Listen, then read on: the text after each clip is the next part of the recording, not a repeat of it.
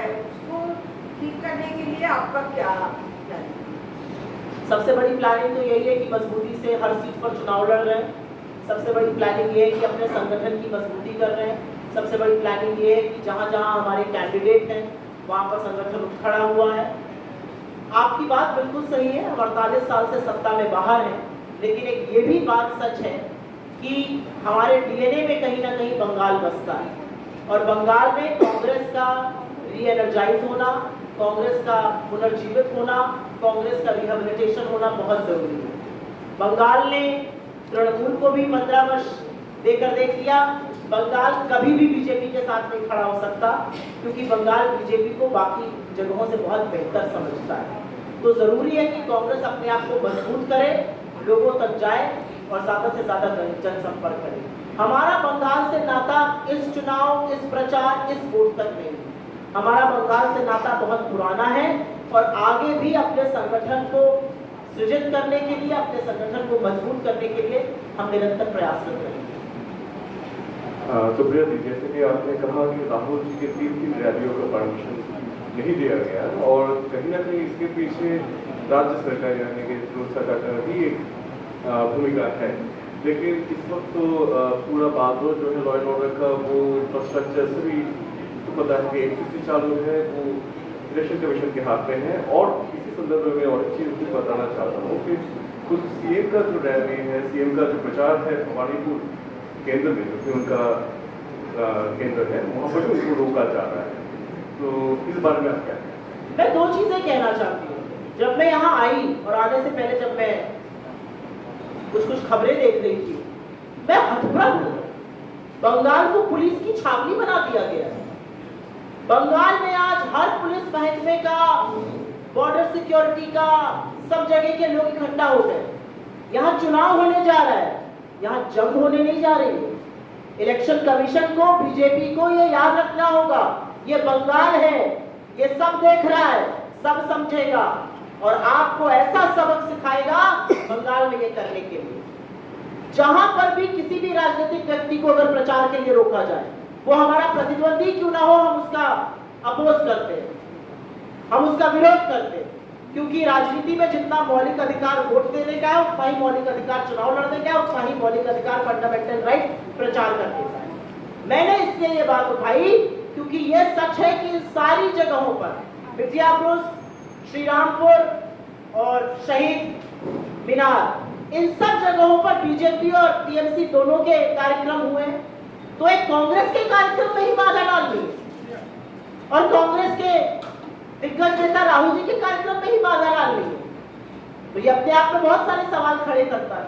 लेकिन जिस तरह से एक तुगलकी फरमान जारी हो रहे हैं, यहाँ पर एक तुगलकी फरमान जारी हुआ है, कोई बाइक से नहीं चलेगा 4 दिन आगे के चुनाव में। आम जनता भी बाइक से चलती है, लोग दफ्तर कैसे जाएंगे? किसी को डॉक्टर के पास जाना रहेगा, बच्चे के स्कूल जाना रहेगा, बच्चे को लेने जाना रहेगा। ये किस तरह के तुगलकी फरमान जारी किए जा रहे हैं? आप बंगाल को छावनी मत बनाइए। ये बंगाल में चुनाव हो रहा है, पहले भी होता आया है। शांतिपूर्वक चुनाव कराना आपकी जिम्मेदारी है। असलियत तो यह है कि ज्ञानेश कुमार जी से तो ये पूछना चाहिए, आपकी जिम्मेदारी स्वतंत्र और निष्पक्ष चुनाव कराना है। आपकी जिम्मेदारी होनी चाहिए ज्यादा से ज्यादा लोग वोटिंग का हिस्सा बने। आप तो लोगों का नाम काटने पर आमादा है और आप बजाय लोगों को जोड़ने के आप सबके नाम काट रहे हैं। ये कौन सा लोकतांत्रिक व्यवस्था में आप चुनाव कराने की कोशिश कर रहे हैं? इस बार जो चुनाव हो रहा है मैडम, इस बार चुनाव में देखने को मिल रहा है कि एक पार्टी, विशेष करके एक पार्टी और दूसरा पार्टी को जो बोल रहा है चुनाव में, उस पर शालीनता का कोई चीज नहीं है। भाषा का जो प्रयोग हो रहा है उसका उल्टा कुछ हो रहा है। तो इस बारे में आपका क्या ख्याल है? इसे होना चाहिए या शिष्टाचार रखना चाहिए? मैंने पहले भी कहा कि हमारा राजनीतिक मतभेद हो सकता है, हमारा जबरदस्त विरोध हो सकता है, लेकिन भाषा की शालीनता को कभी भी त्यागना नहीं चाहिए। आप राजनीतिक मतभेद करिए, आप राजनीतिक विरोध करिए, लेकिन बंगाल आकर मैं देख रही थी बीजेपी की सांसद हैं, नई नई सांसद बनी है, पहली बार शायद कहीं प्रचार में भेजी गई है, जो फिल्म एक्ट्रेस कंगना जी हैं, बहुत उम्दा कलाकार है। वो बंगाल आकर बंगाल की मुख्यमंत्री के साथ तू तड़ाक करके बोल रही है, ये कौन सी भाषा है? लेकिन ये लोग किससे सीख कर आते हैं?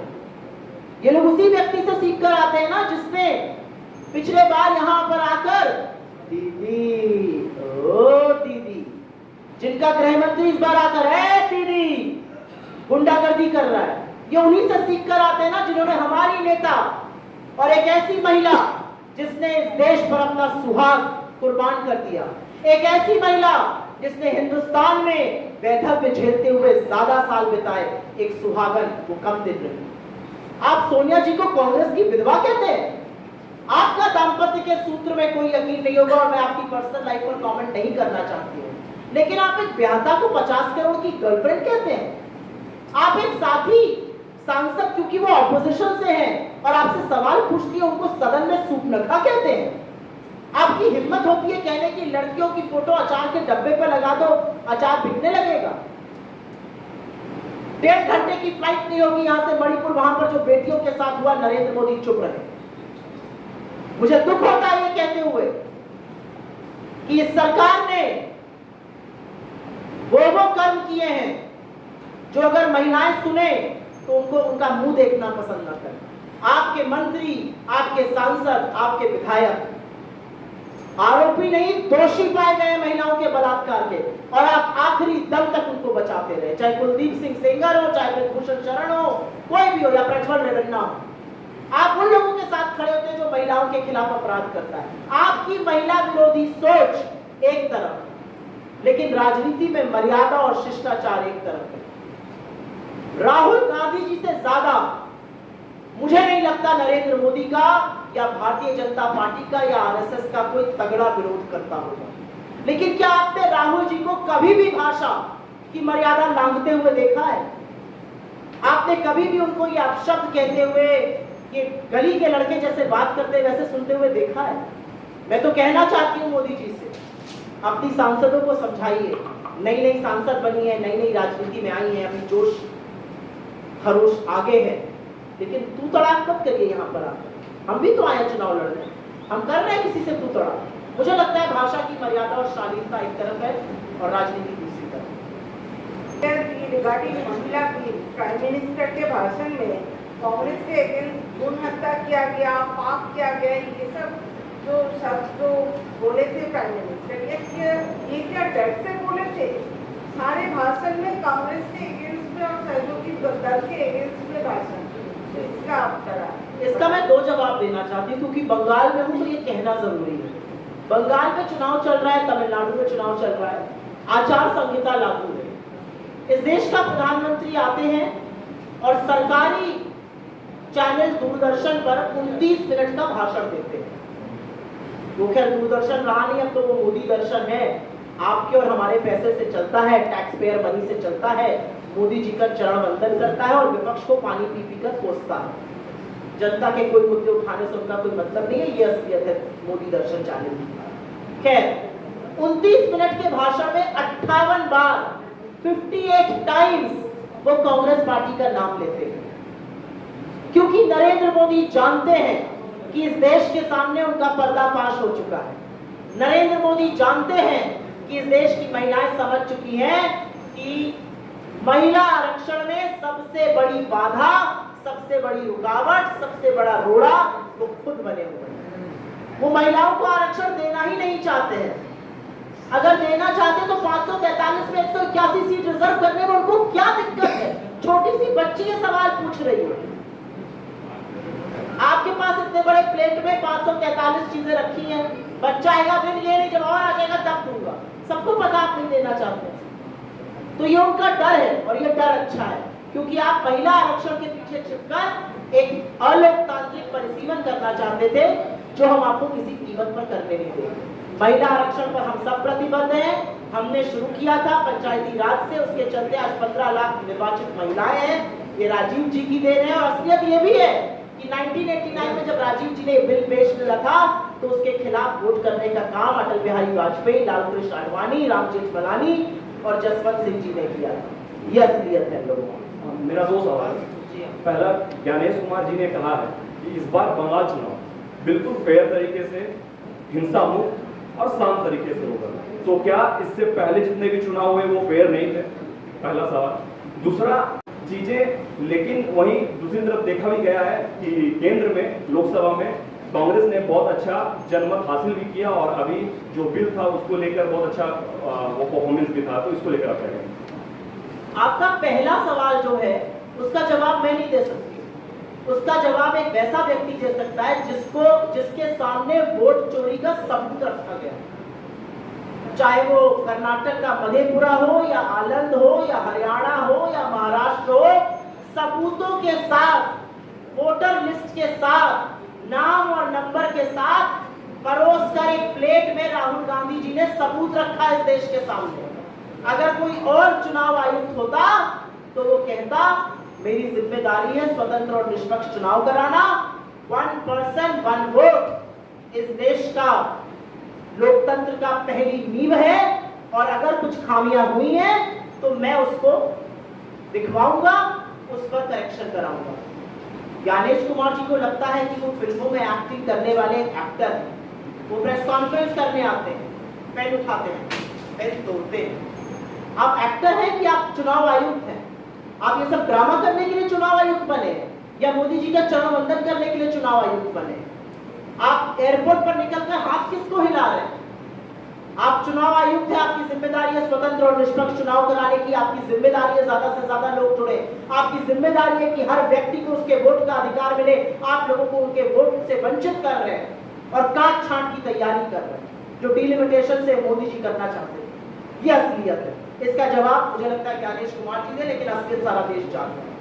दूसरा आपका सवाल जो है, राजनीति दो दलों के इर्द गिर्द घूम रही है, उसका फायदा क्या हो रहा है बंगाल में?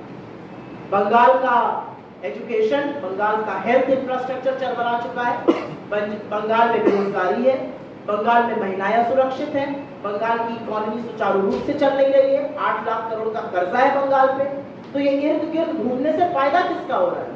कितनी इंडस्ट्री आई है बंगाल में पिछले 15 साल में, और कितनी इंडस्ट्री आई थी कांग्रेस के शासनकाल में? कितने रोजगार बने 15 साल में? बनाम कितने रोजगार बने थे हमारे टाइम पर?